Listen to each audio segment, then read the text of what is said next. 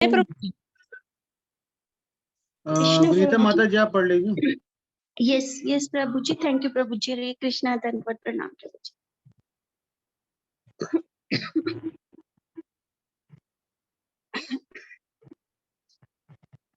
भक्ति में सेवा ही सर्वोत्तम ध्येय है, सर्वोच्च ध्येय है। भगवान श्री चैतन्य महाप्रभु के इन प्रवचनों को सुनकर भट्टाचार्य आश्चर्यचकित हुए और स्तब्ध रह गए और उन्होंने मौन रहकर उनको देखते रहे। तब महाप्रभु ने उन्हें आश्वासन दिया कि इसमें आश्चर्य करने की कोई बात नहीं है। मैं कहता हूँ कि श्री भगवान की भक्ति में सेवा करना ही मानव जीवन का सर्वोच्च ध्येय है। तब उन्होंने श्रीमद् भागवत का एक श्लोक उद्धृत किया और उन्हें आश्वस्त किया कि आत्मा तथा आत्म साक्षात्कार में लीन रहने वाले मुक्त आत्मा भी श्री श्री हरि की भक्ति करते हैं, क्योंकि श्री भगवान में इतने दिव्य गुण हैं कि वो मुक्त आत्मा का भी हृदय आकृष्ट करने वाले हैं। तब भट्टाचार्य ने श्रीमद् भागवत के आत्मा राम श्लोक 1.7.10 की व्याख्या सुननी चाहिए। महाप्रभु ने भट्टाचार्य से कहा कि पहले वे इसकी व्याख्या करें, बाद में वे उसकी व्याख्या करेंगे। तब भट्टाचार्य ने पांडित्यपूर्ण ढंग से, विशेष रूप से तर्कशास्त्र के संदर्भ में इस श्लोक की व्याख्या की। उन्होंने मुख्यतः तर्क के आधार पर इस श्लोक की 9 प्रकार से व्याख्या की, क्योंकि वे उस समय के तर्कशास्त्र के सर्वाधिक प्रखर विद्वान थे। भट्टाचार्य को सुनने के बाद महाप्रभु ने श्लोक की पांडित्यपूर्ण व्याख्या के लिए उन्हें धन्यवाद दिया और तब भट्टाचार्य के अनुरोध पर उन्होंने इस श्लोक की 64 विभिन्न प्रकार की से व्याख्याएं की और इनमें उन्होंने भट्टाचार्य की 9 व्याख्याओं को छुआ तक नहीं। प्रभु जी आगे पढ़े। हरे कृष्ण प्रभु जी आगे पढ़े। ओके, थैंक यू प्रभु जी। सार्वभौम भट्टाचार्य द्वारा महाप्रभु की शरण ग्रहण करना। इस प्रकार महाप्रभु से आत्माराम श्लोक की व्याख्या सुनने के बाद भट्टाचार्य को विश्वास हो गया कि किसी मर्त्य प्राणी के लिए ऐसी विद्वत्तापूर्ण व्याख्या कर पाना संभव नहीं है। इसके पूर्व श्री गोपीनाथ आचार्य ने उन्हें महाप्रभु की दिव्यता के संबंध में विश्वास दिलाने का प्रयत्न किया था, लेकिन तब उन्होंने यह स्वीकार नहीं किया था। परंतु महाप्रभु द्वारा वेदांत सूत्र के प्रतिपादन तथा आत्माराम श्लोक की व्याख्याओं से भट्टाचार्य दंग थे। अतः वे सोचने लगे कि उन्होंने महाप्रभु को साक्षात कृष्ण के रूप में न पहचानकर उनके चरण कमलों के प्रति घोर अपराध किया है। तब उन्होंने उनसे अपने पूर्वकृत व्यवहारों के लिए पश्चाताप करते हुए आत्मसमर्पण कर दिया और महाप्रभु ने दया करके भट्टाचार्य को स्वीकार कर लिया। अपनी अहेतुकी कृपा से महाप्रभु पहले अपने चतुर्भुज नारायण रूप में और फिर हाथ में बंशी लिए विभुजी कृष्ण रूप में प्रकट हुए। सार्वभौम भट्टाचार्य द्वारा महाप्रभु की स्तुति। भट्टाचार्य तुरंत ही श्री भगवान के चरण कमलों पर गिर पड़े और उन्हीं की कृपा से उनकी प्रशंसा में कई उपयुक्त श्लोकों की रचना की। उन्होंने श्री भगवान की प्रशंसा में लगभग 100 श्लोकों की रचना की। तब श्री भगवान ने उन्हें हृदय से लगाया और दिव्य आनंद के कारण भट्टाचार्य अपने भौतिक जीवन की सुधि बुद्धि खो बैठे। अश्रु, कंप, हृदय कंपन, स्वेद, रोमांच, नृत्य, गायन, क्रंदन तथा समाधि के ये 8 लक्षण भट्टाचार्य के शरीर में प्रकट हो गए। श्री गोपीनाथ आचार्य अत्यंत प्रसन्न हुए और भगवत कृपा से अपने साले को इस तरह अद्भुत ढंग से बदलते हुए देखकर विस्मित हो गए। श्री भगवान की प्रशंसा से भट्टाचार्य द्वारा रचित 100 उत्तम श्लोकों में से निम्नलिखित 2 श्लोकों सर्वाधिक महत्वपूर्ण है और इन्हीं में श्री भगवान के जीवन कार्य का सार भी है। पहला, मुझे उन श्री भगवान की शरण में जाने दो जो अभी श्री भगवान श्री चैतन्य महाप्रभु के रूप में प्रकट हुए हैं। वे करुणा के सागर हैं और वे अब भौतिक विरक्ति, ज्ञान तथा उनकी भक्ति में सेवा सिखाने के लिए स्वयं अवतरित हुए हैं। दूसरा, जो कि श्री भगवान की शुद्ध भक्ति कालांतर में विलीन हो चुकी है, अतः उसके सिद्धांतों को पुनर्जीवित करने के लिए श्री भगवान प्रकट हुए हैं। अतः मैं उनके चरण कमलों में प्रणाम करता हूँ। महाप्रभु ने मुक्ति शब्द की व्याख्या करते हुए उसे विष्णु या श्री भगवान के समतुल्य बताया। मुक्ति प्राप्त करने का अर्थ है भौतिक अस्तित्व से छुटकारा, और यही है श्री भगवान की सेवा की प्राप्ति। थैंक यू प्रभु जी। हरे कृष्णा। वीरांगना माता जी पढ़ सकते हैं। थैंक यू प्रभु जी। हरे कृष्णा, दंड प्रणाम। भगवान की दक्षिण भारत की यात्रा तत्पश्चात महाप्रभु कुछ काल के लिए दक्षिण भारत की ओर चले गए और जो जो उन्हें मार्ग में मिलते गए उन्हें वे कृष्ण भक्त बनाते गए। ऐसे भक्तों ने कई अन्यों को भी भक्ति संप्रदाय में या भागवत धर्म की में सम्मिलित कर लिया। इस तरह वे गोदावरी के तट पर पहुंचे, जहां उनकी भेंट उड़ीसा के राजा महाराज प्रताप रुद्र के अधीन मद्रास के गवर्नर श्रील रामानंद राय से हुई।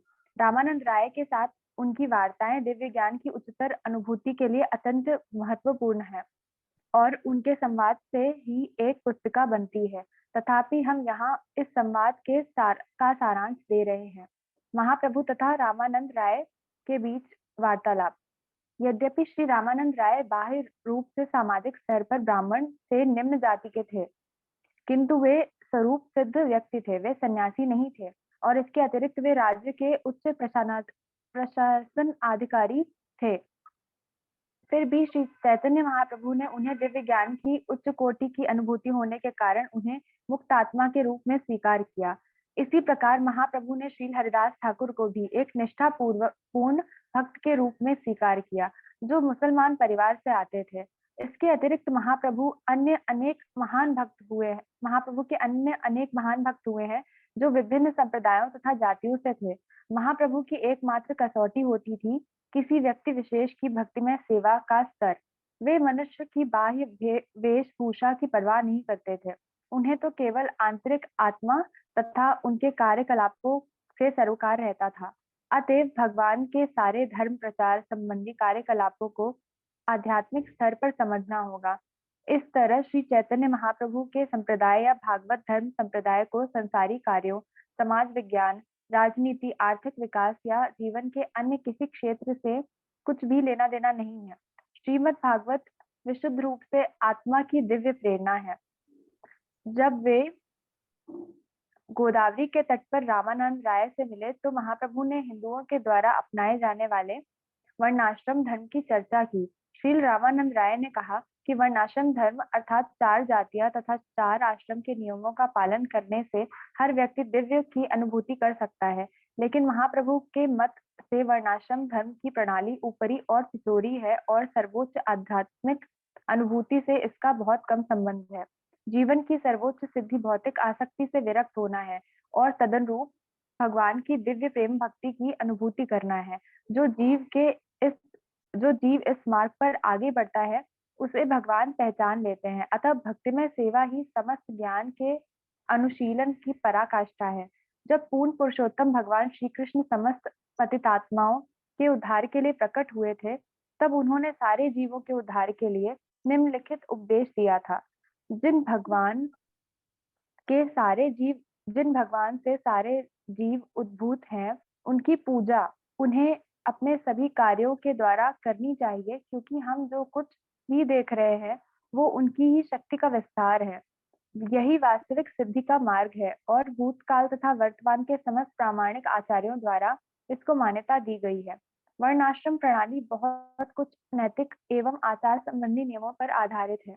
इस प्रकार दिव्यता की अनुभूति बहुत कम हो जाती है। अतः श्री चैतन्य महाप्रभु ने इसे छिछोरी कहकर अस्वीकार कर दिया और रामानंद राय से कहा कि वे इस विषय में आगे कहें।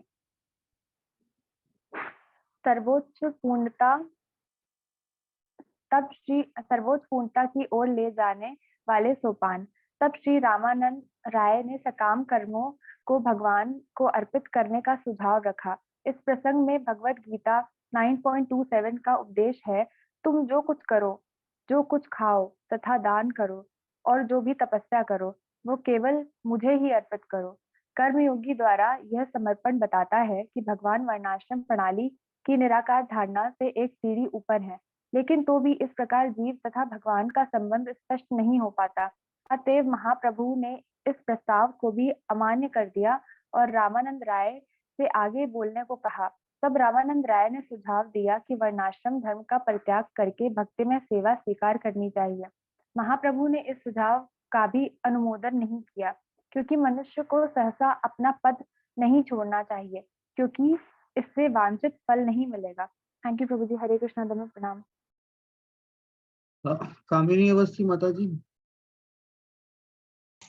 जी प्रभु जी। हरे कृष्णा प्रभु जी, दंडवत प्रणाम। राय ने आगे सुझाया कि भौतिक धारणा से मुक्त आध्यात्मिक अनुभूति की प्राप्ति जीव के लिए सर्वोच्च उपलब्धि है। महाप्रभु ने इस सुझाव को भी अस्वीकार कर दिया, क्योंकि ऐसी आध्यात्मिक अनुभूति के नाम पर अनेक धूर्त व्यक्तियों ने बहुत सा बखेड़ा खड़ा कर रखा है। अतएव सहसा ऐसा कर पाना संभव नहीं है। तब राय ने कहा कि स्वरूप सिद्ध व्यक्तियों की निष्ठावान संगति तथा भगवान की लीलाओं के दिव्य संदेश का विनीत भाव से श्रवण करना श्रेष्ठ होगा। महाप्रभु ने इस सुझाव का स्वागत किया। यह सुझाव ब्रह्मा जी के पद चिन्हों का अनुसरण करते हुए रखा गया था, क्योंकि ब्रह्मा जी ने कहा है कि भगवान अजित कहलाते हैं, अर्थात वे जो न तो किसी के द्वारा जीते जा सकते हैं और न उन तक किसी की पहुंच हो सकती है। लेकिन ऐसे अजित भी एक अत्यंत सरल तथा सुगम विधि से जित बन जाते हैं। सरल विधि यह है कि मनुष्य अपने आप को भगवान कहने की उद्वत प्रवृत्ति त्याग दे। मनुष्य को अत्यंत विनम्र एवं विनीत होना चाहिए और उस वाणी को कान लगाकर सुनते हुए शांति पूर्वक रहना चाहिए, जो भागवत धर्म के संदेश तथा भगवान और उनके भक्तों को गौरवान्वित करने के विषय में स्वरूप सिद्ध व्यक्ति द्वारा कही जा रही हो। महापुरुष की महिमा का गान करना जीवों की स्वाभाविक प्रवृत्ति है, लेकिन उन्होंने भगवान की महिमा का गान करना नहीं सीखा है। भगवान के स्वरूप सिद्ध भक्त की संगति में रहकर भगवान के गुणगान करने से जीवन की सिद्धि प्राप्त हो सकती है। स्वरूप सिद्ध भक्त वह है जो पूर्ण रूप से भगवान की शरण में चला जाता है और जिसमें भौतिक संपन्नता के लिए कोई आसक्ति नहीं रहती। भौतिक संपन्नता तथा इंद्रिय भोग एवं उनकी उन्नति, ये सब मानव जीवन में अज्ञानता के कार्यकलाप हैं। ऐसे समाज में शांति तथा मैत्री भाव असंभव है। जो ईश्वर तथा उनके भक्तों की संगति से दूर रहे, इसलिए यह आवश्यक है कि मनुष्य निष्ठा पूर्वक शुद्ध भक्तों की संगति की तलाश करे और जीवन की किसी भी अवस्था में उनसे धैर्य पूर्वक तथा विनीत भाव से सुने। आत्म साक्षात्कार के मार्ग में किसी मनुष्य का उच्च या निम्न जीवन पद बाधक नहीं होता, लेकिन एक ही बात जो करनी है वह है नियमित रूप से स्वरूप सिद्ध व्यक्ति से सुनना। अध्यापक अपने उन पूर्ववर्ती आचार्यों के पद चिन्हों पर चलकर जिन्होंने परम सत्य का साक्षात्कार किया है, वैदिक साहित्य के विषय में भाषण दे सकते हैं। भगवान श्री चैतन्य महाप्रभु ने आत्म साक्षात्कार की इस सरल विधि की संस्तुति की है, जिसे सामान्यतया भागवत धर्म कहा जाता है। इस कार्य के लिए श्रीमद् भागवत पूर्ण पथ प्रदर्शक है। उपर्युक्त विषयों के अतिरिक्त भी भगवान तथा श्री रामानंद राय के बीच अन्य उच्चतर आध्यात्मिक वार्ताएं हुई, लेकिन हम उनके विषय में जानबूझकर यहाँ कुछ नहीं कहेंगे, क्योंकि रामानंद राय के साथ हुई इन वार्ताओं को सुनने के लिए पहले स्वयं को भी आध्यात्मिक धरातल पर लाना होगा। हमने अन्य पुस्तक भगवान श्री चैतन्य महाप्रभु का शिक्षामृत में श्रील रामानंद राय के साथ हुई वार्ता प्रस्तुत की है। इस भेंट के अंत में भगवान ने श्री रामानंद राय को सलाह दी कि वे नौकरी से अवकाश प्राप्त करके पुरी आ जाएं, जिससे दोनों साथ साथ रहकर दिव्य संबंधों का आस्वादन कर सके। कुछ काल के बाद श्री रामानंद राय सरकारी नौकरी से मुक्त हो गए और जब उन्होंने राजा से पेंशन प्राप्त कर ली तो वे पुरी स्थित अपने निवास स्थान पर लौट आए, जहां पर वे भगवान के सबसे विश्वस्त भक्तों में से एक बने। पुरी में एक अन्य महाशय भी थे जिनका नाम सिखी माहिती था। वे भी रामानंद की ही भांति अत्यंत विश्वास पात्र थे। महाप्रभु पुरी में 3 या 4 संगियों के साथ आध्यात्मिक विषयों पर गूढ़ी बातें किया करते थे और इस तरह उन्होंने आध्यात्मिक समाधि में 18 वर्ष बिता दिए। उनकी बातें उनके निजी सचिव श्री दामोदर गोस्वामी द्वारा लिखी जाती रहीं, जो उनके 4 घनिष्ठतम भक्तों में से एक थे। हरे कृष्णा प्रभु जी, दंडवत प्रणाम। प्रभु जी आप अब एक्सप्लेन करेंगे या नेक्स्ट? इसको पूरा कर लीजिए, 2 पैराग्राफ छोटे बाकी है, ठीक, 2 छोटे पैराग्राफ बाकी है। माता जी पढ़ सकते हैं। कविनी माता जी इसको पूरा कर लीजिए। ठीक है प्रभु जी। महाप्रभु ने भारत के सारे दक्षिणी भाग की विस्तृत यात्रा की। महाराष्ट्र के महान संत तुकाराम को भी महाप्रभु ने दीक्षा दी। संत तुकाराम ने महाप्रभु से दीक्षा ग्रहण करने के बाद संपूर्ण महाराष्ट्र प्रदेश को संकीर्तन आंदोलन से आप्लावित कर दिया, जिसका दिव्य प्रवाह आज भी महान भारतीय प्रायद्वीप के दक्षिण पश्चिम भाग में चालू है। महाप्रभु ने दक्षिण भारत से 2 अत्यंत महत्वपूर्ण प्राचीन ग्रंथ खोज निकाले। ये हैं ब्रह्म संहिता तथा कृष्ण कर्णामृत। ये दोनों ग्रंथ भक्ति मार्ग के हर व्यक्ति के लिए प्रामाणिक हैं। महाप्रभु दक्षिण भारत का भ्रमण करने के बाद पुनः पुरी लौट आए। हरे कृष्ण प्रभु जी। हरे कृष्ण। तो पिछली बार जो हमने चर्चा की थी चैतन्य महाप्रभु और सारू भट्टाचार्य की जो डिस्कशन था उसको पर हमने लास्ट टाइम चर्चा की थी, और कैसे सारू भट्टाचार्य ये निर्विशेषवादी थे पहले और फिर बाद में वो भक्त मानते हैं, इसके बारे में हमने लास्ट टाइम चर्चा की। तो अभी आज हम उसके आगे बढ़ रहे हैं। तो आज के इसमें श्री चैतन्य महाप्रभु जब सारू भट्टाचार्य को भक्ति का ज्ञान देते हैं तो उनको ये भी पुष्टि कराते हैं कि कैसे भक्ति सर्वोच्च है और जो अन्य विधियां हैं जैसे कर्म योग ध्यान अष्टांग योग वगैरह, ये सारी जो विधियां हैं ये टेम्पररी है, ये सबसे ऊंची नहीं है, क्योंकि अल्टीमेटली ध्येय भक्ति है। बाकी विधियों से भी व्यक्ति होते होते धीरे धीरे कालांतर में कई जन्मों के बाद हो सकता है कि भक्ति तक ही पहुंचेगा। तो इसलिए भक्ति सर्वोच्चम ध्येय है। तो चैतन्य महाप्रभु सारू भट्टाचार्य को इसके बारे में उल्लेख करते हैं, फिर उसके बारे में वर्णन करते हैं। तो भक्ति के लिए चैतन्य महाप्रभु ने श्रीमद् भागवत से ऐसे ग्रंथों से बहुत सारे अलग अलग श्लोक कोट किए, कैसे भक्ति सर्वोच्चम है, सर्वोपरि है, और उसकी व्याख्या की। तो सारू भट्टाचार्य ने इच्छा करी कि उनको आत्माराम श्लोक, तो ये जो श्लोक है भागवत का प्रथम स्कंद 7वां अध्याय श्लोक संख्या 10, इसको आत्माराम श्लोक कहा जाता है। आत्मारामाष्टमुनयो निर्गंथा उरुक्रमे कुर्वन्ति अहेतुकी भक्ति इत्थम भूत गुणो हरि। इस श्लोक को बहुत सारे आचार्यों ने अच्छे से वर्णन किया है। तो महाप्रभु ने पहले सारू भट्टाचार्य से पूछा कि आप इसका वर्णन कीजिए, आप इसको डिस्क्राइब कीजिए। तो उन्होंने 9 अलग अलग व्याख्याएं दी उसकी, और फिर भट्टाचार्य ने कहा चैतन्य महाप्रभु से आप अभी करिए। तो चैतन्य महाप्रभु ने 64 व्याख्याएं दी उसको, एक श्लोक की 64 व्याख्याएं। आप समझ सकते हैं कितनी विद्वत्ता होनी चाहिए उसके लिए, कितने बड़े पंडित होने चाहिए। तो जब सारू भट्टाचार्य ने सुना ये सारे 64 व्याख्याओं को, और 64 व्याख्या में सारू भट्टाचार्य की एक भी व्याख्या को टच नहीं किया था, वो 64 नई व्याख्याएं दी। तो ये पांडित्य देखकर सारू भट्टाचार्य समझ गए कि ये भगवान के अलावा कोई नहीं कर सकता है, क्योंकि सारू भट्टाचार्य खुद इतने बड़े पंडित थे और वो भी फीके पड़ गए थे। तो फिर सारू भट्टाचार्य ने उनको चैतन्य महाप्रभु को शरण ग्रहण की उनकी, और उनको भगवान के रूप में स्वीकार किया। तो सारू भट्टाचार्य को समझ में आ गया, और अपने उनके जो संगी थे गोपीनाथ आचार्य, उन्होंने इसके बारे में ऑलरेडी बताया था कि ये भगवान है, पर सारू भट्टाचार्य ने उस समय एक्सेप्ट नहीं किया था, क्योंकि उनका तर्क था कि शास्त्रों में कहाँ बताया गया है ये भगवान आने वाला है। पर आज इन्होंने जब आत्माराम श्लोक के बारे में सुना तो उन्होंने स्वीकार कर लिया कि हाँ ये और कोई नहीं है, बल्कि स्वयं भगवान है, और फिर उन्होंने उनकी शरण ग्रहण की। तो जब उनकी शरण ग्रहण हुई तो फिर चैतन्य महाप्रभु ने उनको दर्शन दिया, अपने चतुर्भुज रूप में पहले दर्शन दिया, और फिर द्विभुज रूप में दर्शन दिया। तो सार्वभौम भट्टाचार्य उस दिन से सार्वभौम भट्टाचार्य वैष्णव बन गए और अपने पहले के जो व्यवहार है उनको प्रति उन्हें क्षमा मांगी, आत्मसमर्पण कर दिया। तो उसके बाद ऐसे बताते हैं कि सार्वभौम भट्टाचार्य ने चैतन्य महाप्रभु की प्रशंसा करी।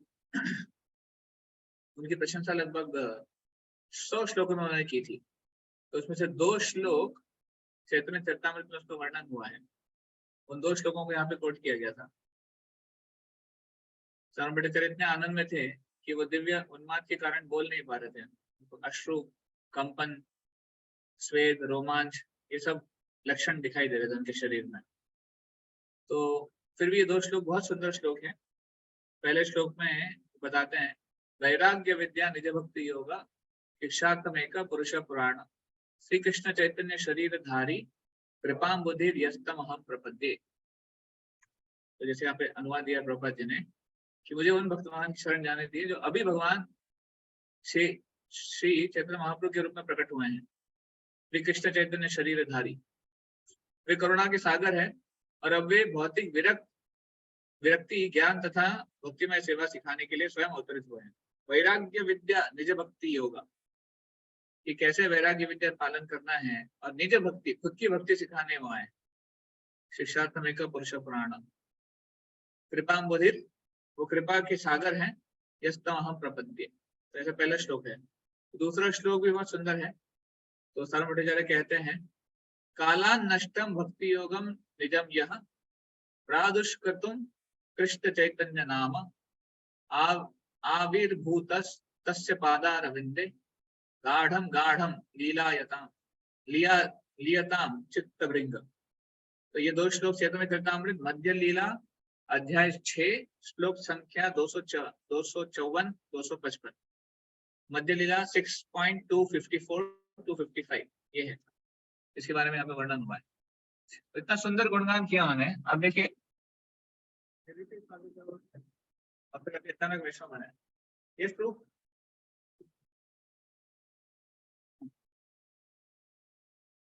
तो उन्होंने फिर ऐसे वर्णन भी आता है कि सार्वभौम भट्टाचार्य वैष्णव बन गए थे। अब ये लीला यहाँ पर नहीं है, पर ये लीला चैतन्य में आती है कि अगले दिन सुबह चैतन्य महाप्रभु जगन्नाथ जी का महाप्रसाद लेके सार्वभौम भट्टाचार्य के घर जाते हैं और उस समय विश्राम कर रहे होते हैं। तो बाहर से ही वो दरवाजा खटखटाते हैं चैतन्य महाप्रभु, और सार्वभौम भट्टाचार्य कृष्ण कृष्ण कहते हुए जग जाते हैं। तो भक्तों के ये गुण होते हैं जो भक्ति में प्रकट होते हैं, वो हर समय कृष्ण को स्मरण करते हैं। तो कुछ भी कर रहे हैं, खा रहे हैं, सो रहे हैं, चल रहे हैं, जो भी कर रहे हैं, कृष्ण कृष्ण उनके मुख से भी निकलता है और चित्त में तो रहता ही है। तो जैसे ही चैतन्य महाप्रभु ने सुना कि वो कृष्ण कृष्ण कह के उठे हैं, चैतन्य महाप्रभु बहुत खुश हो गए, क्योंकि पहले दिन वो एक निर्विशेषवादी थे। आई मीन से पहले वो निर्विशेषवादी थे, भगवान का नाम भी ऐसे नहीं लेते थे, क्योंकि बिना नहाए, बिना पूजा, बिना कुछ विधियां करे वो बहुत स्ट्रिक्ट थे। तो फिर वो ऐसे उठे और फिर उन्होंने देखा दरवाजे पे चैतन्य महाप्रभु है, वो प्रणाम किया। चैतन्य महाप्रभु कहा कि मैं आपके लिए महाप्रसाद लेके आया हूँ। तो तुरंत उन्होंने महाप्रसाद ग्रहण कर दिया, बिना नहाए धोए, बिना दांत मंजन किए। तो एक ब्राह्मण के लिए, जो सार्वभौम भट्टाचार्य जैसे ब्राह्मण थे, उनके लिए ऐसा करना बहुत ही, आई मीन टू से, बहुत ही रेयर है। ऐसे कोई नहीं करता। आजकल के जमाने में तो कोई इतना पालन नहीं करते हैं, बट उस जमाने में सार्वभौम भट्टाचार्य जो कर रहे थे, बहुत कठोर नियम करते थे ब्राह्मण के।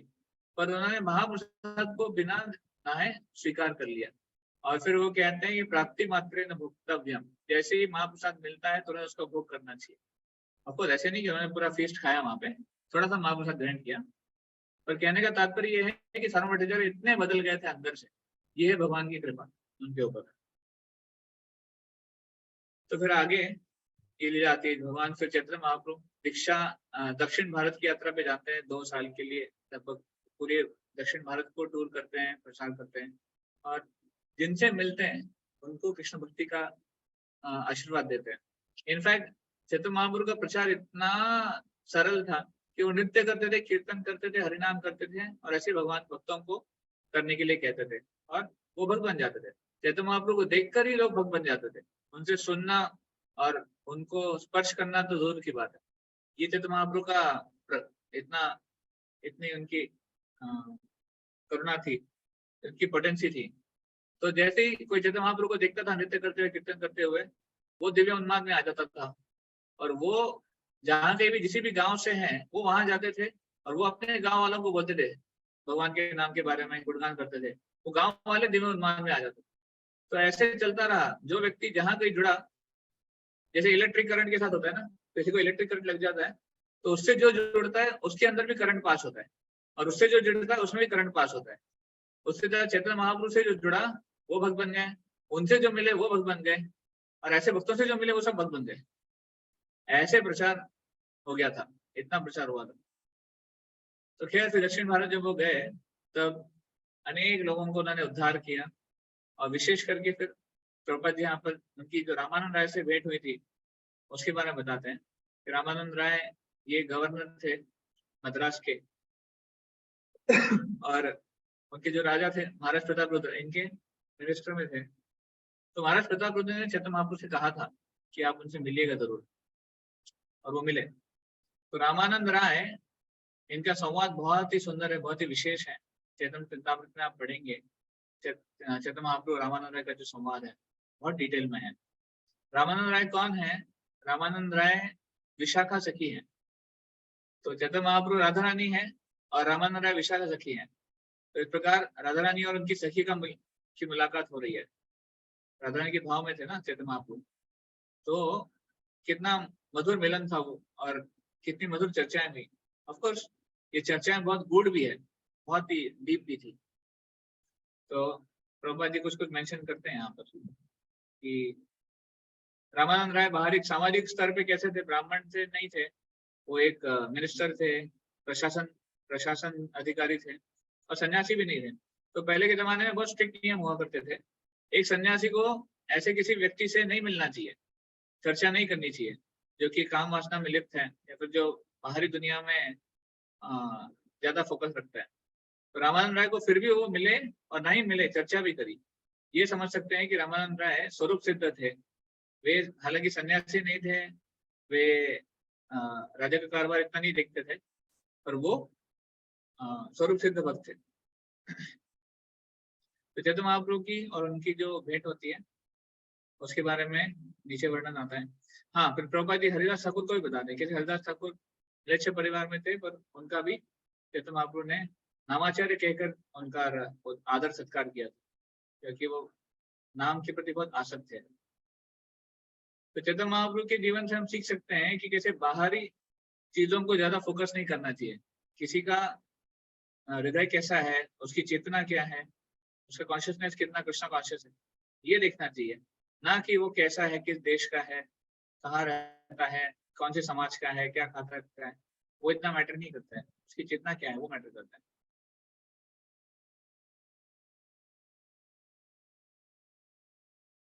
तो फिर जब वो मिले तट पर पहले तो वर्णन आता है कि उन्होंने आलिंगन किया रामानंद राय से, और दोनों इतने उन्माद में थे कि एक दूसरे को छोड़ ही नहीं रहते। तो वहां के जो स्मार्त ब्राह्मण थे जो रामानंद राय के साथ आए हुए थे, रामानंद राय के साथ, वो थोड़ा सा चकित हो गए कि ये क्या है, ये सन्यासी इस शूद्र को मिल रहा है, ऐसे कैसे होता है। तो उनको और डिस्टर्ब ना करे इसलिए चैतन्य महाप्रभु वहां से चले गए और रामानंद राय को बोले कि किसी एकांत स्थान पर मिलता है। फिर रामानंद राय और चैतन्य महाप्रभु एकांत स्थान में मिले थे अगले दिन। वहां पर ये चर्चा होती है। तो चैतन्य महाप्रभु उनसे पूछते हैं कि आप बताइए, धर्म के बारे में बताइए, शास्त्रों में क्या दिया गया है उद्धार के लिए, एक जीवात्मा का उद्धार कैसे होगा। तो फिर पहले वो वर्णाश्रम के बारे में बात करते हैं। वर्णाश्रम मतलब जो पद्धति भगवान ने दी है, 4 वर्ण 4 आश्रम, इसके बारे में चर्चा करते हैं। तो महाप्रभु कहते हैं यह बाह्य, ये बाहरी है, छिछोरी है, क्योंकि ये वर्णाश्रम जो है इतना इंपॉर्टेंट नहीं है जितना आगे जाके आएगा कि जितना कृष्ण भक्ति इंपॉर्टेंट है। तो वर्णाश्रम का पालन करना चाहिए डेफिनेटली, पर ये सभी कुछ नहीं है, ऐसा नहीं कि ये सर्वोच्च है। तो इसलिए उसको चैतन्य महाप्रभु रिजेक्ट कर देते हैं। फिर रामानंद राय अलग अलग सिद्धांत देते हैं, आप यहाँ पर पढ़ सकते हैं। और फिर फाइनली चैतन्य महाप्रभु उसको स्वीकार करते हैं। रामानंद राय सकाम कर के बारे में बताते हैं, सकाम कर को भी चैतन्य महाप्रभु रिजेक्ट करते हैं। वो भी नहीं है।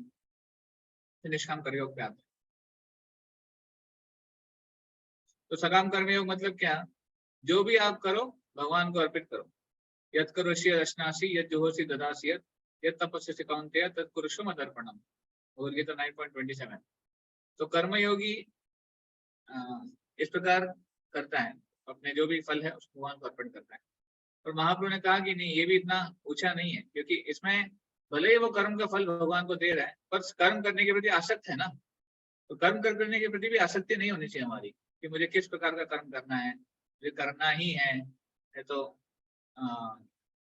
कई बार कुछ लोगों का पैशन होता है, एक रजोगुण होता है कि हम ये हासिल करके ही रहेंगे, और ये सकाम कर्म में आता है, ये निष्काम कर्म में नहीं आता है। तो फिर जब चैतन्य ने कहा कि और आगे बताइए, तब उन्होंने बताया कि वर्णाश्रम धर्म का परित्याग करना चाहिए और भक्ति में सेवा स्वीकार करनी चाहिए, वर्णाश्रम धर्म का त्याग करके। तो महाप्रभु ने कहा नहीं, ये भी सही नहीं है, क्योंकि मनुष्य अपना पद नहीं छोड़ सकता, वो जैसा है वैसा रहेगा, उसको छोड़ नहीं सकता, और अगर छोड़ देता है तो उसको वांछित फल नहीं मिलेगा। इसलिए वर्णाश्रम धर्म का पालन करके भक्ति में सेवा करना चाहिए। तो फिर रामन राय ने आगे कहा कि भौतिक धारणा से मुक्त आध्यात्मिक अनुभूति की प्राप्ति जीव के लिए सर्वोच्च है। और चैतन्य ने इसको भी अस्वीकार कर दिया, क्योंकि भौतिक धारणा से मुक्त आध्यात्मिक अनुभूति ये एक न्यूट्रल स्टेज पे आता है, कि चलो जिसमें कोई मटेरियल चीज नहीं है, बट इसमें भी कृष्ण प्रेम नहीं है, इसमें कृष्ण के प्रति आसक्ति नहीं है। तो ऐसे आध्यात्मिक अनुभूति के लिए बहुत से लोग हैं जो अपना अपना फिलोसॉफी देते रहते हैं, और ये भी चैतन्य महाप्रभु ने रिजेक्ट कर दिया। तो स्वरूप सिद्धि व्यक्तियों की निष्ठावान संगति करना और भगवान की लीलाओं के दिव्य संदेश को सुनना, चैतन्य महाप्रभु ने इसका स्वागत किया। चैतन्य महाप्रभु ने कहा कि हाँ, ये ठीक है कि वैष्णव की सेवा करना और स्वरूप सिद्ध व्यक्ति जो है उसकी सेवा करना, उनकी संगति करना और भगवान की लीलाओं को श्रवण करना। यहाँ से फिर उन्होंने आगे बढ़ाया।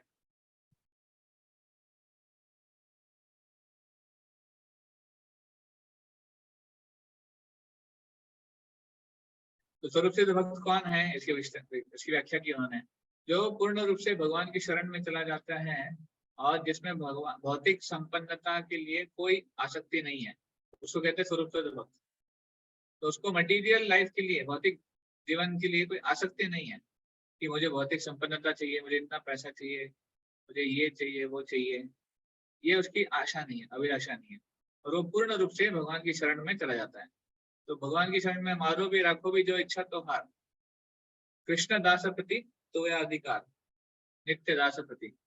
तो एक वैष्णव जो स्वरूप सिद्ध भक्त है वो कहते हैं कि ठीक है, आपको मारना है मारिए, आपको रखना है रखिए, क्योंकि आपके ऊपर मेरे ऊपर आपका पूरा अधिकार है, आपका दास हूँ, सर्वेंट हूँ। तो इस प्रकार का भाव वो रखते हैं स्वरूप सिद्ध भक्त।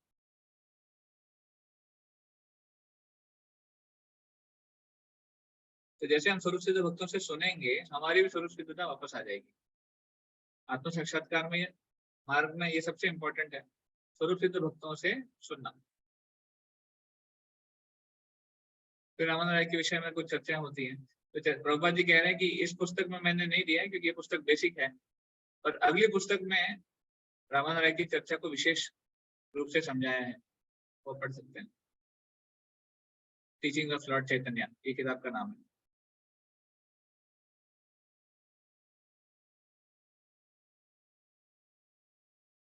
और फिर अंत में रामानंद राय रिटायर हो जाते हैं और वापस जगन्नाथपुरी आ जाते हैं, चैतन्य महाप्रभु के करीबी पार्षदों में से एक वो बन जाते हैं। तो वहां पर शिकी महिती थे, वहां पर रामानंद राय थे, वहां पर स्वरूप दामोदर गोस्वामी थे। तो ये 3-4 बहुत ही क्लोज संगी होते हैं चैतन्य महाप्रभु के। इन तीनों चारों के अलावा ज्यादा चैतन्य महाप्रभु वार्तालाप नहीं करते थे किसी से, क्योंकि बहुत ही क्लोज होते हैं। तो इस प्रकार उन्होंने 18 वर्ष वहां पर बिताए, ऐसे वर्णन आता है। और जब वो दक्षिण भारत की यात्रा पे थे तो प्रभुपाद जी कह रहे कि उन्होंने महाराष्ट्र में तुकाराम महाराज को भी दीक्षा दी, और तुकाराम महाराज ने फिर संपूर्ण महाराष्ट्र में भक्ति प्रचार प्रसार किया। आज भी है, बहुत फेमस है। तुकाराम महाराज जी के अभंग हैं, उनके जो पंढरपुर धाम है, हाँ, ये दो महत्वपूर्ण ग्रंथ चैतन्य महाप्रभु ने साउथ इंडिया से खोज के निकाले। ये ग्रंथ लुप्त हो गए थे, मिल नहीं रहे थे, और चैतन्य महाप्रभु ने इनको खोज के निकाला। पहला था ब्रह्म संहिता और दूसरा है कृष्ण कारणामृत। तो ब्रह्म संहिता ब्रह्मा जी द्वारा दिया गया है, हम उसको पढ़ते हैं जब भी अभिषेक वगैरह होता है मंदिर में, आपने देखा होगा, या कि रोज भी पढ़ सकते हैं। ब्रह्म संहिता में बहुत सुंदर व्याख्या है भगवान के बारे में, तो उसको पढ़ सकते हैं। और कृष्ण कारणामृत ये भी अच्छा ग्रंथ है, बिल्वमंगल ठाकुर ने इसको लिखा है और बहुत ही सुंदर, बहुत ही मधुर ग्रंथ है ये। तो ये दो ग्रंथ चैतन्य महाप्रभु ने दक्षिण भारत से खोज के निकाले, रूपपुरी आ गए।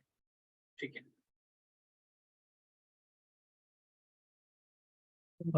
गीता माता जी आप पढ़ सकते हैं। हरे कृष्ण प्रभु जी, दंडवत प्रणाम। महाप्रभु की पुरी में वापस आना। महाप्रभु की पुरी लौटने पर उनके समस्त उत्सुक भक्तों को मान जीवन दान मिल गया और महाप्रभु वहां अपनी दिव्य अनुभूति की लीलाएं करते रहे। इस अवधि की सबसे महत्वपूर्ण घटना थी महाप्रभु द्वारा राजा प्रतापरुद्र को आकर मिलने की अनुमति देना। राजा प्रतापरुद्र भगवान के महान भक्त थे। वे अपनी गणना भगवान के उन भक्तों में करते थे जिनका काम मंदिर की साफ सफाई करना था। राजा का यह विनयशील स्वभाव श्री चैतन्य महाप्रभु को बहुत भा गया। राजा ने भट्टाचार्य तथा राय दोनों से अनुरोध किया कि वे महाप्रभु से उनकी भेंट कराने की व्यवस्था करें, लेकिन जब उनके दो सर्वोच्च भक्त सार्वभौम भट्टाचार्य तथा रामानंद राय ने उनकी सिफारिश की तो उन्होंने इस अनुरोध को सीधे अस्वीकार कर दिया। महाप्रभु का कहना था कि सन्यासी के लिए सांसारिक अर्थ प्रिय पुरुषों तथा स्त्रियों के घनिष्ठ संपर्क में आना खतरनाक है। महाप्रभु एक आदर्श सन्यासी थे। कोई भी स्त्री उन्हें नमस्कार करने के लिए भी उनके पास नहीं जा सकती थी। स्त्रियों को महाप्रभु ने के आसन से बहुत दूर स्थान दिया जाता था। आदर्श शिक्षक तथा आचार्य के रूप में वे सन्यासी के दैनिक कर्म के प्रति अत्यंत कठोर थे।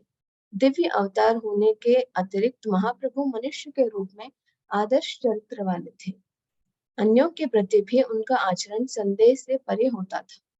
आचार्य के रूप में वे अपने आचरण में वज्र से भी कठोर और गुलाब से भी मृदु थे। उनके पार्षदों में से एक छोटे हरिदास ने एक युवती पर कुदृष्टि से देखने की भारी भूल की।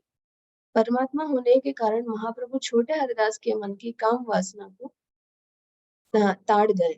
उन्होंने तुरंत ही उसे अपनी संगति से निकाल दिया और फिर कभी नहीं स्वीकार किया। यद्यपि हरिदास की इस भूल को क्षमा करने के लिए महाप्रभु से याचना की गई। बाद में छोटे हरिदास ने महाप्रभु से साथ छूटने के कारण आत्महत्या कर ली और इस आत्महत्या का समाचार महाप्रभु को सुनाया गया। उस समय भी महाप्रभु उसका अपराध नहीं भूले थे और उन्हें यही कहा कि उसे उचित दंड मिला है। संन्यास तथा अनुशासन के सिद्धांतों से महाप्रभु समझौता करना नहीं चाहते थे। अतः यह जानते हुए भी कि राजा एक महान भक्त है, उन्होंने राजा से भेंट करने से मना कर दिया, केवल इसलिए कि राजा धन संपत्ति से संबंधित थे। इस उदाहरण द्वारा महाप्रभु एक अध्यात्मवादी के लिए समुचित आचरण पर बल देना चाहते थे। एक अध्यात्मवादी को स्त्रियों तथा धन से कोई सरोकार नहीं होना चाहिए। उसे सदैव ही ऐसे घनिष्ठ संबंधों से बचना चाहिए। फिर भी भक्तों की सुनीतियों के द्वारा राजा को महाप्रभु की कृपा प्राप्त हो सकी। इसका अर्थ यह हुआ कि भगवान का प्यारा भक्त कनिष्ठ नव जिज्ञासु के प्रति भगवान की अपेक्षा अधिक उदार होता है। अतएव शुद्ध भक्त कभी भी अन्य शुद्ध भक्त के चरणों पर कोई अपराध नहीं करते। भगवान के चरण कमलों के प्रति किया गया अपराध कभी कभी दयालु भगवान के द्वारा क्षमा कर दिया जाता है, लेकिन भक्त के चरणों में किया गया अपराध उस व्यक्ति के लिए अत्यंत घातक सिद्ध होता है, जो भक्ति के मार्ग पर वास्तव में अग्रसर होना चाहते हैं। जब तक महाप्रभु पुरी में रहे, उनके हजारों भक्त भगवान जगन्नाथ की रथ यात्रा के समय उनका दर्शन करने आते थे। रथ यात्रा के समय गुंडीचा मंदिर की सफाई स्वयं महाप्रभु के निरीक्षण में होती, क्योंकि यह एक महत्वपूर्ण कार्य होता। पुरी में महाप्रभु का सामूहिक संकीर्तन आंदोलन जन समूह के लिए अद्वितीय प्रदर्शन होता। जनता के मन को आध्यात्मिक अनुभूति की ओर मोड़ने का यही तरीका था। महाप्रभु ने इस सामूहिक संकीर्तन प्रणाली का परिवर्तन किया। समस्त देशों के नेता इस आध्यात्मिक आंदोलन का लाभ जनता में शांति तथा एक दूसरे के प्रति मैत्री भाव बनाए रखने के लिए उठा सकते हैं। अब तो सारे विश्व में वर्तमान मानव समाज की यही मांग है। महाप्रभु की वृंदावन की यात्रा। कुछ साल के पश्चात महाप्रभु उत्तर भारत की यात्रा पर चल पड़े और उन्होंने वृंदावन तथा निकटवर्ती स्थानों को देखने का निश्चय किया। जब वे झारखंड मध्य भारत के जंगल से होकर गुजरे तो सारे जंगली पशु उनके संकीर्तन आंदोलन में सम्मिलित हो गए। सारे जंगली बाघ, हाथी, भालू तथा हिरण महाप्रभु के साथ हो लेते और महाप्रभु उनके साथ संकीर्तन करते। इससे उन्होंने सिद्ध कर दिया कि संकीर्तन आंदोलन के प्रसार से भगवान नाम की महिमा गान तथा सामूहिक कीर्तन से जंगली पशु तक शांति और मैत्री से रह सकते हैं। तो मनुष्यों के विषय में कहना ही क्या, क्योंकि वे सभी हैं। विश्व का कोई भी मनुष्य संकीर्तन आंदोलन में सम्मिलित होने से इनकार नहीं करेगा। ना ही महाप्रभु का संकीर्तन आंदोलन किसी जात, नस्ल, रंग या योनि तक सीमित है। यहाँ उनके महान उद्देश्य का प्रत्यक्ष साक्ष्य है कि उन्होंने अपने इस महान आंदोलन में जंगली पशुओं तक वह भाग लेने दिया। हरे कृष्ण प्रभु जी, दंडवत प्रणाम। Thank you. फजल माता जी आप पढ़ सकते हैं। हरे कृष्णा प्रभु जी, दंड प्रणाम। थैंक यू प्रभु जी। वृंदावन से लौटते हुए वे पहले प्रयाग आए, जहां वे रूप गोस्वामी से मिले, जिनके साथ उनका छोटा भाई अनुपम भी था। फिर वे बनारस पहुंचे। वे 2 मास तक श्री सनातन गोस्वामी को दिव्य विज्ञान की शिक्षा देते रहे। सनातन गोस्वामी को दी गई शिक्षा अपने आप में लंबी कहानी है, अतः उसका पूरा वर्णन यहाँ संभव नहीं है। उसकी मुख्य बातें नीचे दी जा रही हैं। भगवान की बनारस की यात्रा।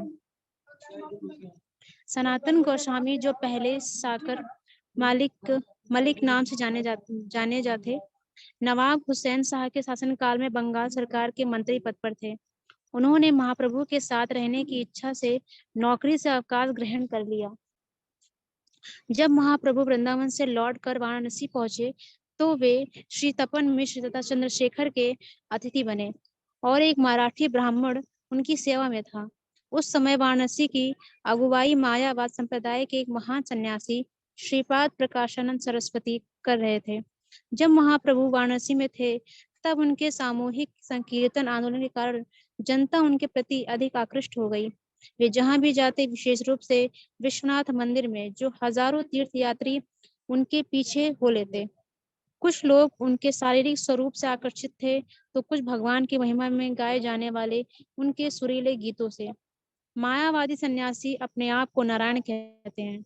आज भी नए वाराणसी अनेक मायावादी सन्यासों से भरी पड़ी है। जिन कतिपय को लोगों ने महाप्रभु को उनकी संकीर्तन मंडली के साथ देखा था, वे उनसे कुछ नारायण मानते थे। ये समाचार महान सन्यासी प्रकाशानंद पा को भी मिला। भारतवर्ष में मायावाद तथा भागवत संप्रदाय में सदा से एक प्रकार की आध्यात्मिक होड़ लगी रहती है। अतः जब महाप्रभु का समाचार प्रकाशानंद को मिला तो वे जान गए कि महाप्रभु वैष्णव सन्यासी हैं। अतएव जो लोग इस समाचार को लाए थे उनके समक्ष उन्होंने महाप्रभु को कुछ महत्व नहीं दिया। उन्होंने महाप्रभु के कार्यकलापों की निंदा की, क्योंकि वे संकीर्तन आंदोलन का प्रचार कर रहे थे, जो इनके मत के अनुसार मात्र धार्मिक आवेश था। प्रकाशानंद वेदांत के उद्धट विद्वान थे, अतएव उन्होंने अपने अनुयायियों से कहा कि वे संकीर्तन के चक्कर में ना पड़कर वेदांत की ओर ध्यान दें। एक भक्त ब्राह्मण जो महाप्रभु का भक्त बन चुका था, उस प्रकाशानंद द्वारा दी गई यह आलोचना अच्छी नहीं लगी। अतः वह अपनी व्यथा प्रकट करने के लिए महाप्रभु के पास गया। उसने भगवान को बताया कि जब उसने सन्यासी प्रकाशानंद के समक्ष महाप्रभु का नाम लिया तो उसने महाप्रभु की तीव्र आलोचना की। यद्यपि उसने प्रकाशानंद के मुख से कई बार चैतन्य नाम उच्चरित होते सुना था, वह ब्राह्मण इसलिए चकित था कि सन्यासी प्रकाशानंद कृष्ण शब्द का उच्चारण एक बार भी नहीं कर सका, यद्यपि उसने चैतन्य नाम का उच्चारण कई बार किया। महाप्रभु ने हंसते हुए उस भक्त ब्राह्मण को बताया कि मायावादी कृष्ण के पवित्र नाम का उच्चारण क्यों नहीं कर सकते। ये मायावादी कृष्ण के चरण कमलों में अपराधी हैं। भले ही ये सदैव ब्रह्म, आत्मा या चैतन्य आदि नामों का उच्चारण करें, और चूंकि वे कृष्ण के चरण कमलों में अपराधी हैं, अतः वे वास्तव में कृष्ण के पवित्र नाम का उच्चारण नहीं कर सकते। कृष्ण का नाम तथा स्वयं भगवान कृष्ण अभिन्न है।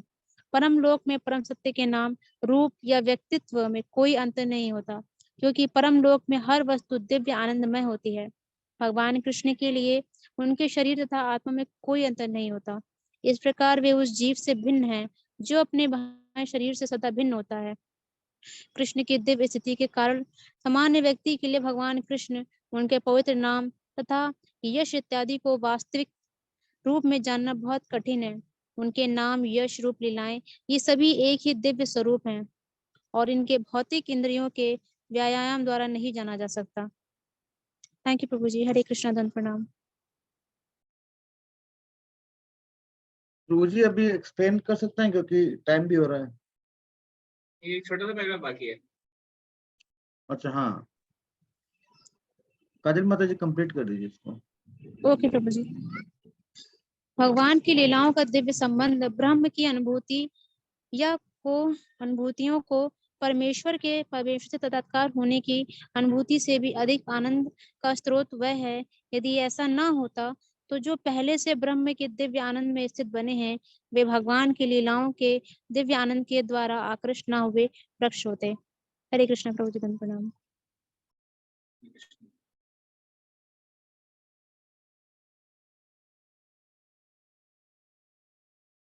तो इस सेक्शन में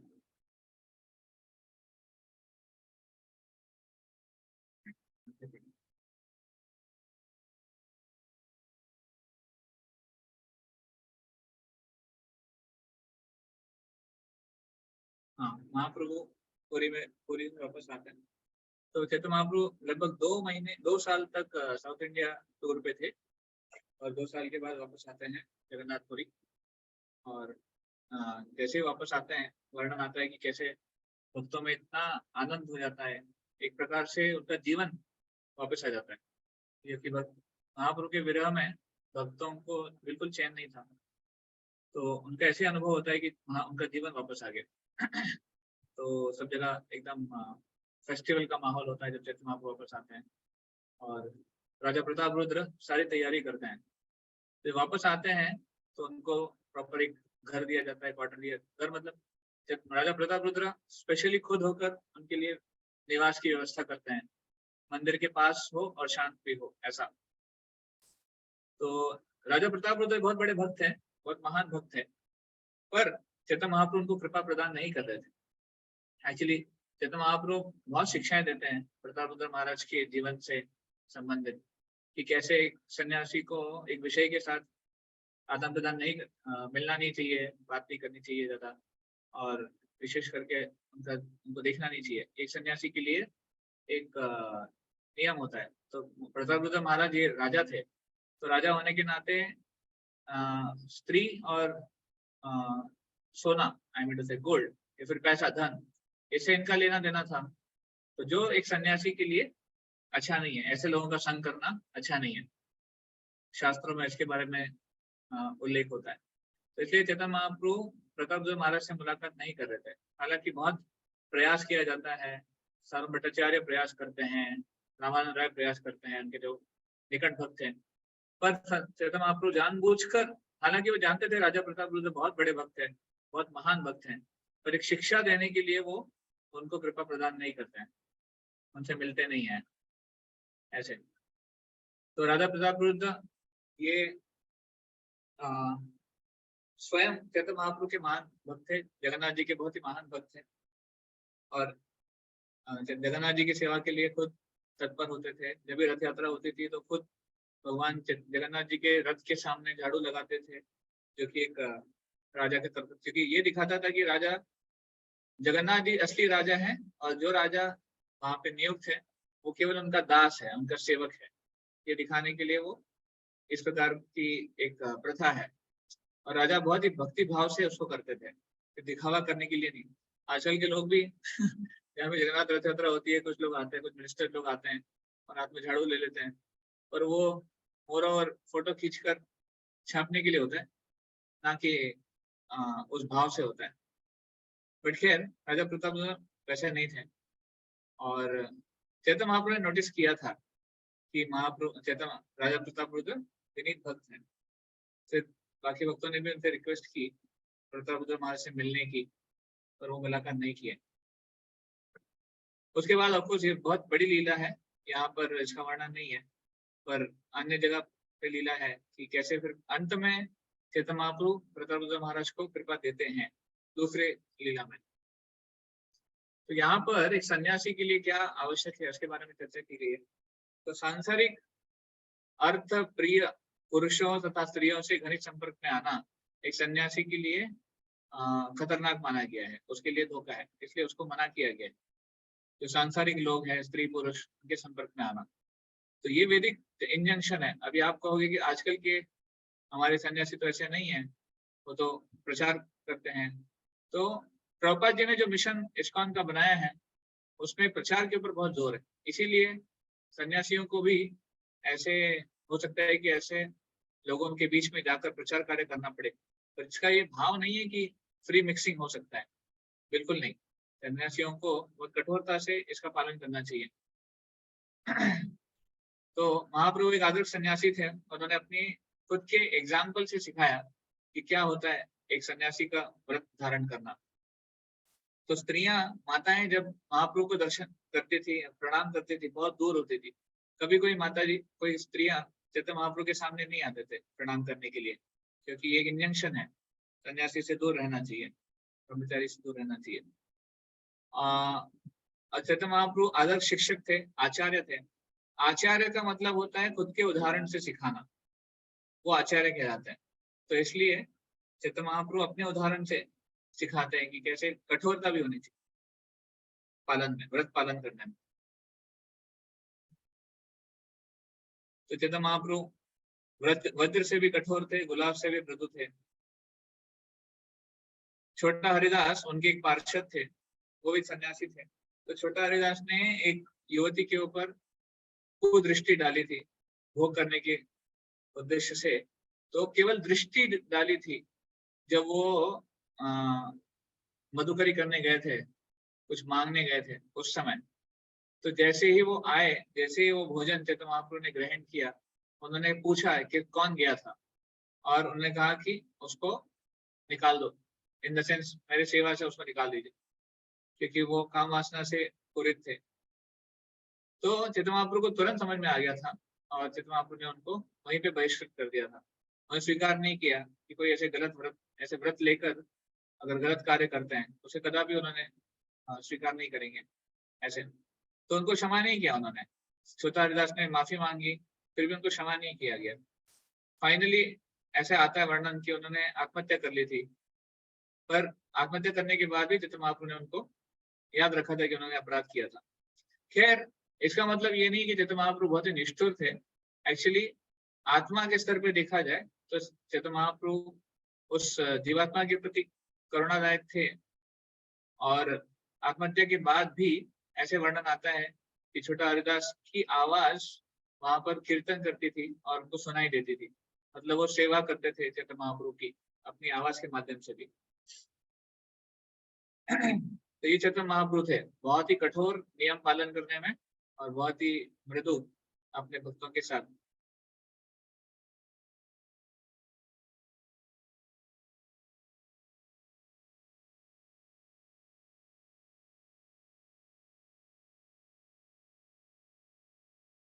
तो फिर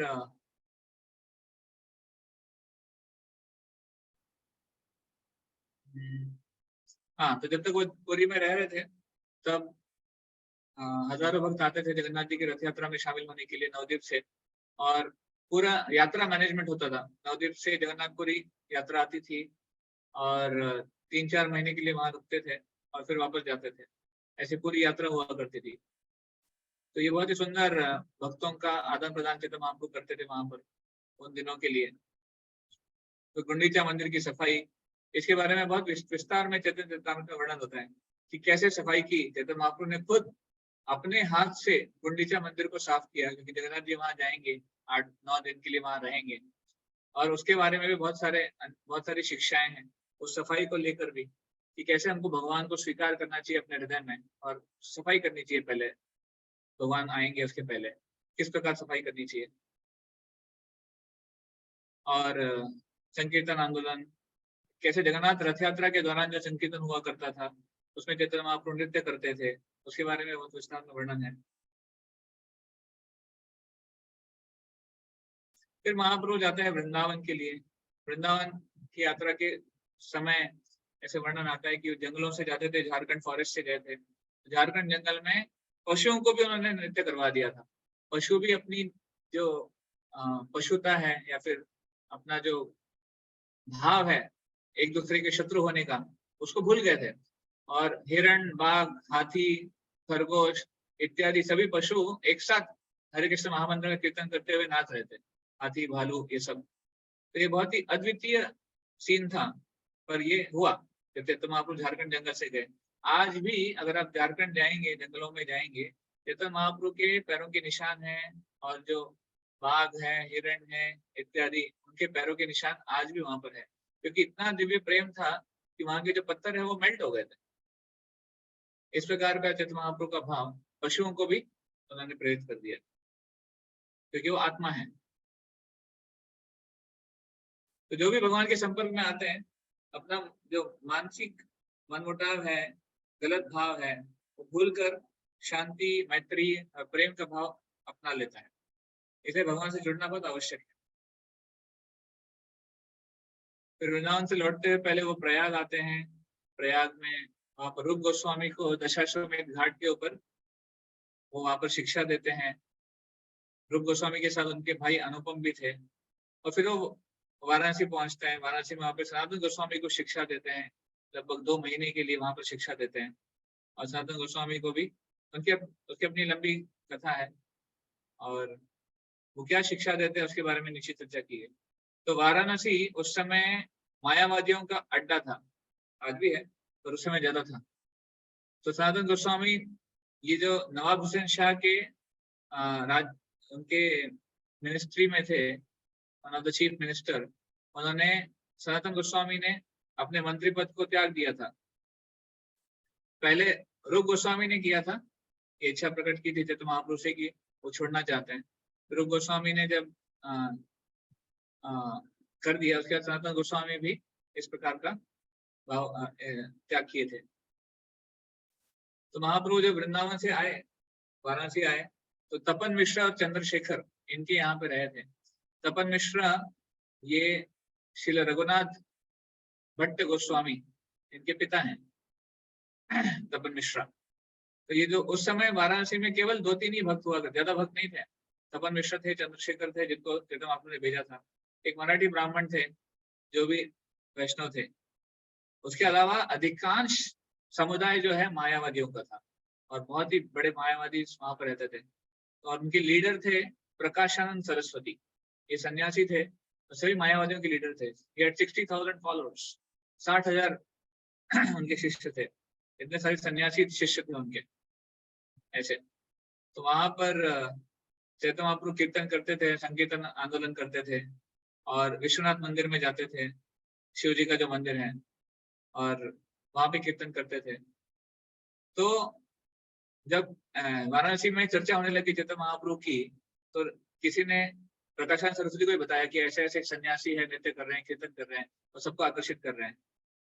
तो प्रकाशानंद सरस्वती ने बोला कि अरे वो सन्यासी है, उनको बोलो ये सब नृत्य वगैरह छोड़े और वेदांत सूत्र का अध्ययन करें। ये हमारा काम है सन्यासियों का। ये जो नृत्य करना, कीर्तन करना है ना, ये सब भावुक लोगों का काम है ऐसे। तो चैतन्य महाप्रभु की इच्छा थी प्रकाशानंद सरस्वती और मायावादियों के ऊपर उनका उद्धार करने की, उनकी कृपा करने की। तो इसलिए ये सब लीला वो करते हैं।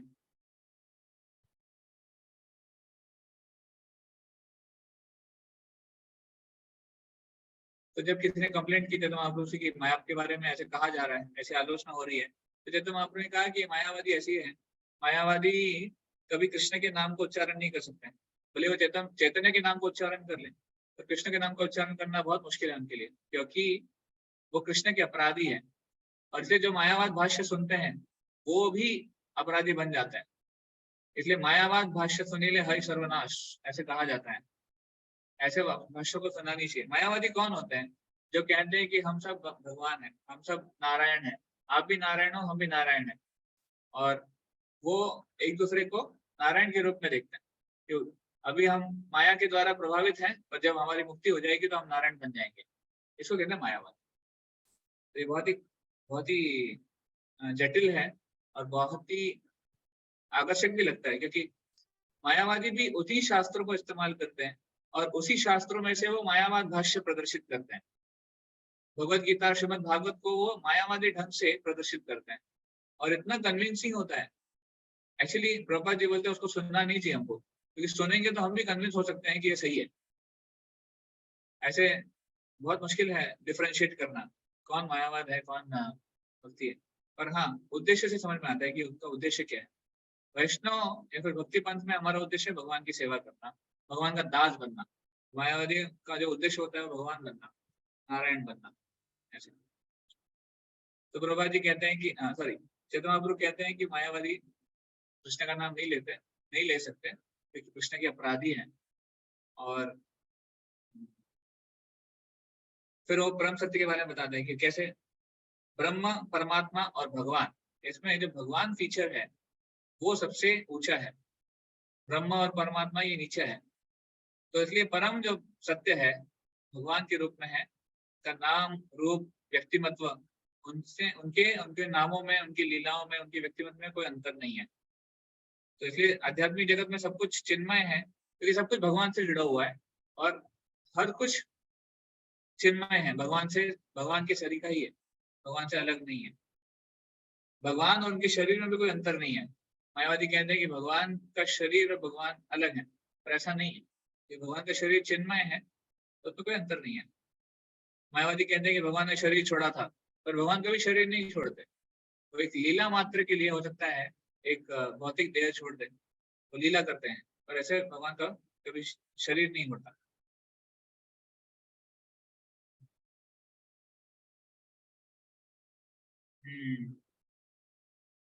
और इसकी पुष्टि कैसे की जा सकती है? क्योंकि भगवान के नाम, रूप, गुण और ये सब लीलाएं इवन मायावादियों को आकर्षित करके भक्त बना देती है। जैसे प्रकाशन सरस्वती के साथ होगा, आगे जाके हम पढ़ेंगे, वो भक्त बन गए, वैष्णव बन गए।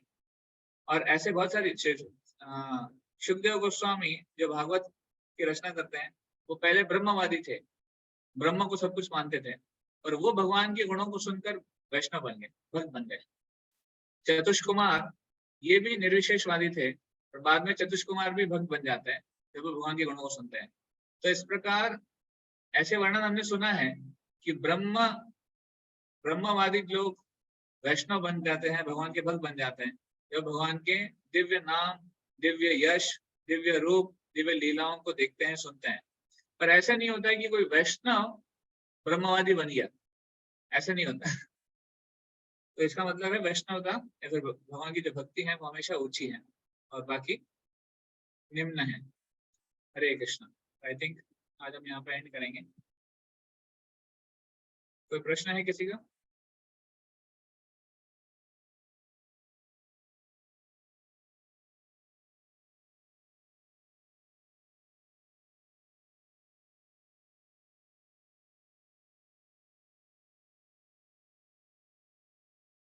Any comment?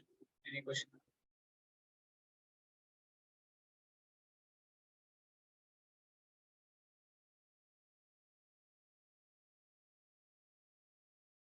थोड़ा सा टेक्निकल है विषय, चैतन्य महाप्रभु की लीलाएं, क्योंकि इसमें शिक्षाएं बहुत है। जब भी शिक्षाएं आती है थोड़ा टेक्निकल हो जाता है, तो आप इसको विस्तार में पढ़ सकते हैं। वो जो किताब है प्रभुपाद जी की टीचिंग ऑफ लॉर्ड चैतन्य, चैतन्य महाप्रभु की शिक्षाएं, बहुत सुंदर किताब है, उससे और विस्तार में आपको पता चलेगा।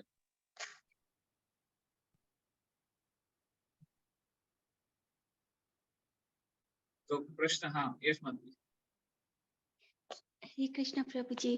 प्रभु जी, जैसे ये श्रीमद चैतन्य ग्रंथराज श्री चैतन्य चरितामृत और चैतन्य चरितामृत भागवत में क्या अंतर है? चैतन्य चरितामृत और चैतन्य भागवत में? चैतन्य भागवत, अच्छा। तो देखिए, ऐसे चैतन्य महाप्रभु की जीवनी के ऊपर कई लोगों ने, कई आचार्यों ने लिखा है। तो विशेष करके चैतन्य भागवत लिखी है वृंदावन दास ठाकुर ने, और चैतन्य चरितामृत लिखी है कृष्णदास कविराज गोस्वामी ने, और चैतन्य मंगल लिखा है लोचन दास ठाकुर ने। तो ये तीन मुख्य हैं। उसमें सबसे मुख्य हम जो फॉलो करते हैं वो चैतन्य चरितामृत है, जो कृष्णदास कविराज गोस्वामी ने लिखा हुआ है चैतन्य महाप्रभु की लीलाओं के बारे में। अब चैतन्य भागवत में क्या है, चैतन्य महाप्रभु की जो बाल लीलाएं हैं और सन्यास की पूर्व की लीलाएं हैं बहुत विस्तार में है, पर वो इतना डिटेल हो गया था कि बाद की जो लीलाएं हैं वो ज्यादा डिटेल में नहीं लिख पाई, क्योंकि वो किताब बहुत मोटी हो गई थी। इसलिए वृंदावन दास ठाकुर कहते हैं कि मैं उसे समराइज कर रहा हूँ, सारांश में दे रहा हूँ। पर श्रील प्रभुपाद, फिर जब कृष्णदास कविराज गोस्वामी को बोला जाता है लिखने के लिए, तो वो बाल लीलाओं के ऊपर ज्यादा फोकस नहीं करते हैं। वो कहते हैं कि ऑलरेडी वृंदावन दास ठाकुर ने लिखा है, तो मैं संक्षिप्त में बताऊंगा। और जो वृंदावन दास ठाकुर ने नहीं फोकस किया, वो कृष्णदास कविराज गोस्वामी ने ज्यादा डिटेल में, विस्तार में लिखा है। और श्रील प्रभुपाद जी ने उसको ज्यादा इंपॉर्टेंस दिया, क्योंकि इसमें शिक्षाएं हैं चैतन्य महाप्रभु की, वो महत्वपूर्ण है। इसलिए हम लोग चैतन्य चरितामृत को ज्यादा इंपॉर्टेंस देते हैं, क्योंकि वो तत्व के ऊपर आधारित, तत्व बहुत है उसके अंदर। ओके प्रभु जी, थैंक यू प्रभु जी। हरे कृष्ण।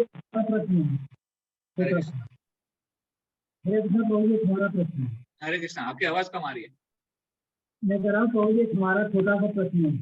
हाँ, ये है कि जैसे अभी हमने देखा है, ये लोग कहते हैं कि हम भागवत करा रहे हैं। आपकी आवाज क्लियर नहीं आ रही मुझे। तो है कि लोग कह रहे हैं, ऐसा सुना है कि देखा है कि लोग भागवत कराते हैं, भागवत। हाँ, भागवत कथा में और हमारे भागवतम में अंतर क्या है? भागवत कथा में और भागवतम जो हमारे यहाँ की किताब हाँ, है, इसमें क्या अंतर है? जो लोग भागवत कथा कहते हैं मंदिरों में टेंट लगा के सकते, कोई अंतर नहीं है। देखिए, भागवतम तो वही है, श्रीमद् भागवत तो वही 18,000 श्लोक हैं जो व्यासदेव ने लिखे हुए हैं। पर अगर वो कथा करने वाले व्यक्ति है, प्रवक्ता जो है, वो अगर वैष्णव नहीं है, तो वो उसको गलत ढंग से प्रस्तुत करेंगे, और जो सुनने वाले श्रोता हैं उनको फायदा नहीं होगा, उल्टा नुकसान हो जाएगा, क्योंकि वो किससे सुन रहे हैं ये मैटर करता है। तो अगर वैष्णव भागवत कथा करते हैं तो कोई बात नहीं है, पर अगर अवैष्णव है तो फिर चिंता है। वैसे देखिए, भागवत कथा करना हमारी परंपरा का नहीं है। 7 दिन की भागवत कथा वगैरह वगैरह ये बोनाफाइड परंपरा में नहीं आता है। परीक्षित महाराज ने 7 दिन सुना था, पर 7 दिन में वो पूरा समझ गए थे। हमारी योग्यता नहीं है 7 दिन में सब कुछ समझने की। तो केवल नाम वास्ते 7 दिन की भागवत कथा कराना वो कोई इतना इंपॉर्टेंट नहीं है। हाँ, तो हम क्या करते हैं, वैष्णव परंपरा में लोग भागवत कथा कराते हैं 7 दिन की, पर उसमें फिर अलग अलग विषयों पे चर्चा करते हैं। ऐसे नहीं कि हम लोग श्लोक पूरा शुरुआत से लेकर अंत के श्लोक पूरा बोलते हैं, नहीं, क्योंकि लोगों को समझ में नहीं आएगा, वो उतनी मैच्योरिटी नहीं है। तो इसलिए मुख्य मुख्य विषयों के ऊपर भागवत में से चर्चा होती है, और उसकी जो लेसन हैं, शिक्षाएं हैं, उसके ऊपर चर्चा होती है। पर अन्यथा भागवत कथा, देखिए हमारी परंपरा में हम फॉलो करते हैं नित्यम भागवत सेवया। नित्यम भागवत सेवा मतलब रोज भागवतम होना चाहिए, केवल कथा केवल 7 दिन की नहीं होनी चाहिए। 7 दिन लोग कथा सुन लेते हैं, उनको लगता है हाँ भागवत सुन ली, पर फर्क क्या पड़ा, आपके जीवन में कोई परिवर्तन नहीं आया, तो कोई फायदा नहीं हुआ। तो इसलिए नित्यम होना चाहिए, हमेशा रेगुलरली। तो ये इम्पोर्टेंट है। Thank you. तो हम बहुत ही हम इंस्पायर्ड हैं। हमें आज हमारे बीच में एक भक्त हैं जिन्होंने बहुत डेडिकेटेडली भागवतम पढ़ी है। तो विनीता पांडे माता जी, हमें पता चला था कि इनका पूरा भागवतम पढ़ के हो गया है और अभी माता जी चैतन्य चरितामृत की ओर बढ़ रही हैं। तो हमने जब ये सुना हमें बहुत आनंद हुआ और बहुत प्रेरणा मिली कि कितना मतलब हमने 1 साल हुआ होगा भागवतम पढ़ने के लिए? 1 साल? प्रभु जी 2 साल मतलब 2 साल हो 20 से गए। शुरू। तो पिछले 2 प्रभु जी साल से पहले माता जी ने कंसिस्टेंटली पहले श्रीमद् भागवतम पढ़ी। भगवत गीता से शुरू किया था, उसके बाद श्रीमद् भागवत। हाँ, तो 2 साल में माता जी ने पूरी गीता पढ़ी, पूरी भागवत प्रभुपाद जी की भागवत तात्पर्य के साथ पूरी पढ़ी है और अभी माता जी चैतन्य चरितामृत के ऊपर पढ़ रही हैं। तो इस प्रकार बहुत सुंदर उदाहरण माता जी पेश कर रहे हैं। बहुत बहुत धन्यवाद, हमें भी प्रेरणा मिलती है। तो हम माता जी थैंक यू को प्रभु जी। हरि बोल बोल के उनका सम्मान करेंगे। हरि बोल। हरि बोल। हरि बोल। हरि बोल। प्रभु जी। हरि बोल बोलिए। अम्मी प्रभु जी हरि बोल। प्रार्थना करते